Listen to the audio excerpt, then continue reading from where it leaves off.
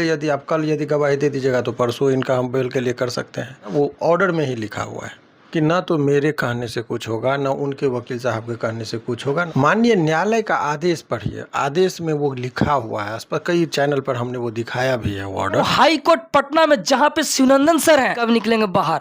चलिए बात करते हैं। स्वागत है सर। जी बहुत बहुत शुक्रिया। पटना हाई कोर्ट में आदेश आ गया। हाई कोर्ट में गुण दोष के आधार पर यह तय हो गया कि लड़की माइनर थी, तो वो कहने का मतलब कि अधिकतम 2 महीने का समय दिया गया है।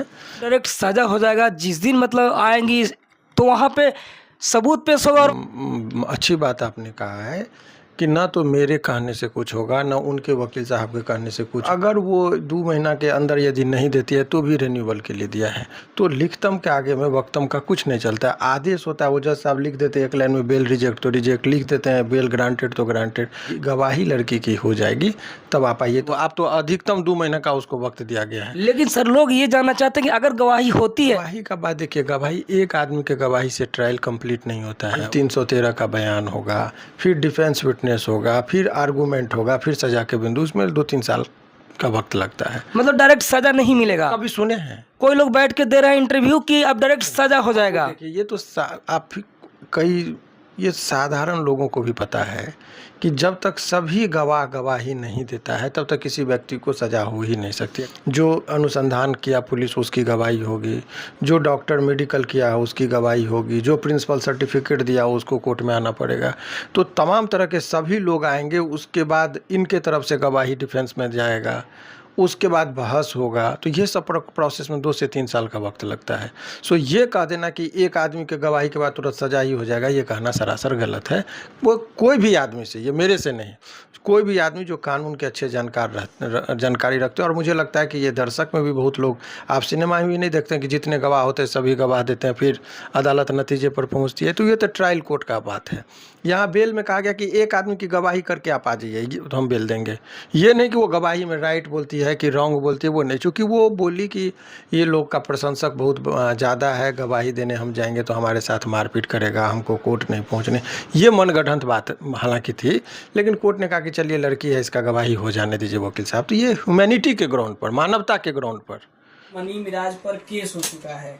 क्या आपके पास एफआईआर कॉपी आया या फिर केस का कोई जानकारी हुआ? देखिए आपको बता दें कि मौखिक तौर पर हमें भी जानकारी मिली है कि केस हुआ, और ये कोई नई बात नहीं है। ये तो शुरुआती दौर में ही बताया गया था कि केस होगा।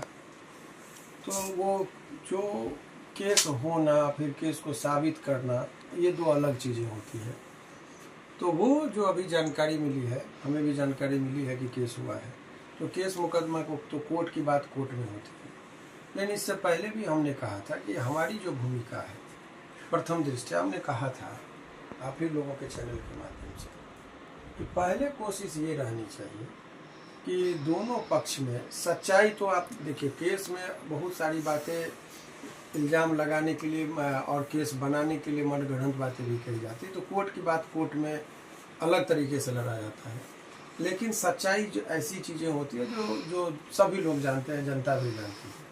तो मैंने शुरुआती दौर से कहा था कि भाई एक रियल फैक्ट पर जब चलेंगे तो ये बात हो सकता है कि दोनों साथ में काम कर रहे थे, लंबे अरसों से काम कर रहे थे, लेकिन केस में दूसरी तरीके से बनाना ये अलग मामला है। कि जो आरोप लगा है तो या तो आप हंसेंगे या फिर सदमे में पड़ जाएंगे कि ऐसा भी आरोप मनगढ़ंत तरीके से किसी व्यक्ति को फंसाने के लिए लगाया जा सकता है। प्रयास अभी फिर से हम कह रहे हैं, शांति से दोनों पक्षों को कूल होकर, ये मामला बिल्कुल ये प्रेम प्रसंग का मामला है और बहुत ही दिल से ये हमको लगता है कि बनू द ग्रेट उसको चाहिए। और जब दिल टूटता है तो लोगों का आक्रोश बढ़ता है। तो वो हमको लगता है उसका हार्दिक इच्छा था कि उसके साथ घर बसने का, लड़का डिनाई कर गया, जिससे आवेश में आकर उस पर वो इस तरह का योग कर रही है। गुस्सा तत्क्षण है। तो टिक्का टिप्पणी अभी कुछ नहीं, उनका व्यक्तिगत मामला है, किसी के का आह नहीं लेना चाहिए। मेरा अभी दोनों पक्षों को हमने शांति से समझाया कि भाई बैठ के बात करके देखो, यदि संभव हो तो सॉर्ट आउट कर लो। कोर्ट कचहरी अच्छा जगह नहीं है।